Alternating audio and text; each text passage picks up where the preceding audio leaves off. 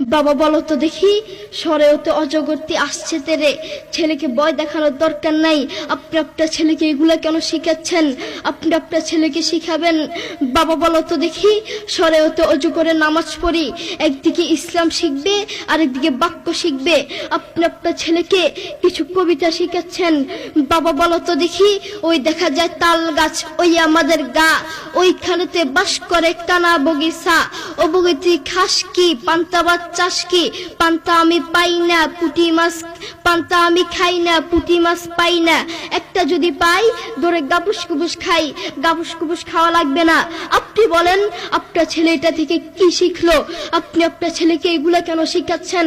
আপনি আপনার ছেলেকে বলবেন, বাবা বলো তো দেখি, ওই দেখা যায় কবর, ওই আমাদের ঘর, ওইখানে তো থাকতে হবে অনেকটা বছর, ও কবর তুই চাস কি, নেককার লোক পাস কি, নেককার লোক পাই না, একটা যদি পাই ধরে জান্নাতে ঢুকে, ঠিক কিনা?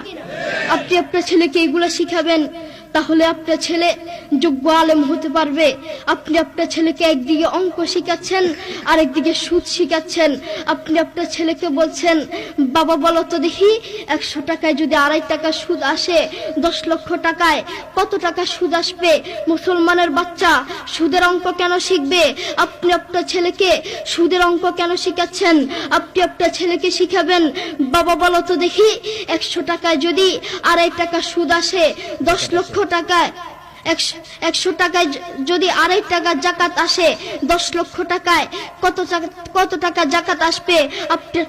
আপনি আপনার ছেলেকে এগুলো শিখাবেন, একদিকে ইসলাম শিখবে আর একদিকে জাকাত শিখবে। মুসলমানের বাচ্চা সুদের অঙ্ক কেন শিখবে? মুসলমানের বাচ্চা অঙ্ক শিখবে তো ইসলামিক পদ্ধতিতে শিখবে। কোরআনের কথা বলতে যদি নিজের জীবন দিতে হয়, জীবন দিতে রাজি। ইসলামের কথা বলতে যদি নিজের জীবন দিতে হয়, জীবন দিতে রাজি। হকের কথা বলতে যদি জীবন দিতে হয়, জীবন দিতে রাজি, কিন্তু ঈমান হারাতে রাজি নাই, ঠিক কিনা?